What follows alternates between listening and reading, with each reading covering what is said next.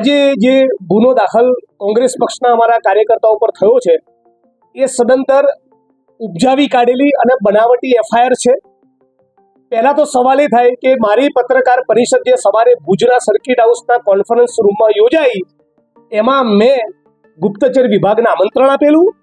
બાપાની પેઢી ચાલે છે, તમારી પ્રેસ કોન્ફરન્સમાં ઘૂસી ગયા. કોઈ પણ અધિકારી કે કર્મચારી હોય, મારી પ્રેસ કોન્ફરન્સમાં ફક્ત મીડિયાને આમંત્રણ હતું.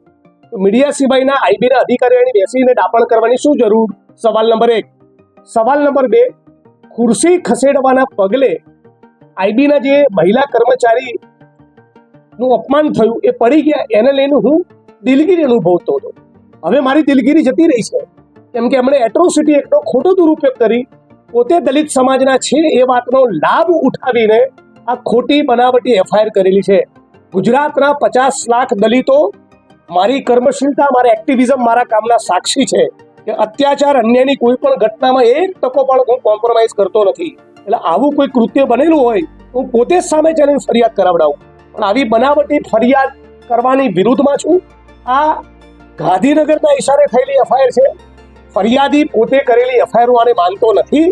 અને ગૃહમંત્રીએ ટ્વીટ કરીને કહ્યું કે જિગ્નેશ મેવાણીના મિત્ર, એમને એવું કહેવા માંગુ છું, હે 8 ચોકડી પાસ ગૃહમંત્રી, તમારામાં પાણી હોય તો રાજકોટમાં જે દીકરીઓએ બળાત્કારની ફરિયાદ કરી અને રાજકોટના ભારતીય જનતા પાર્ટીના મહિલા કાર્યકર્તા કહી રહ્યા છે એમની જરૂર છે બીજી 6 દીકરીઓની બળાત્કારની મેટર છે.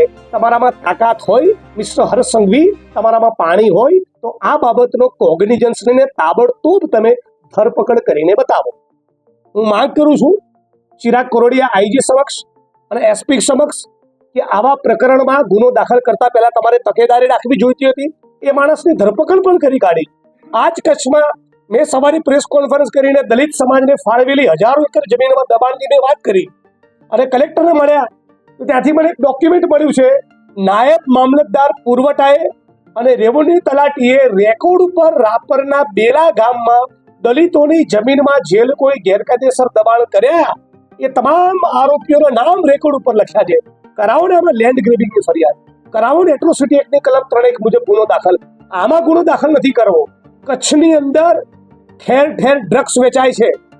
દારૂ જુગારના અંડા કચ્છના દરેકે દરેક જિલ્લાના દરેકે દરેક પોલીસ સ્ટેશનના જ્યુરિસ્ડિક્શનમાં ચાલે છે. હર્ષ સંઘવી, તમારામાં પાણી હોય તો કચ્છની અંદર એક ટીપું પણ દારૂ નહીં વેચાય એટલું કરીને બતાવો. તમારામાં તાકાત હોય તો કચ્છમાં ચાલતું તમામ ઇલીગલ માઇનિંગ બંધ કરાવો. તમારામાં પાણી હોય તો રાજકોટની જે દીકરીઓએ બળાત્કારની ફરિયાદ કરી એના આરોપીની ધરપકડ કરો. અને ચેલેન્જ કરું છું કે તમારામાં તાકાત હોય તો રાપરની અંદર, ભુજમાં, અંજારમાં, ભચાઉમાં દલિત સમાજની માલિકીની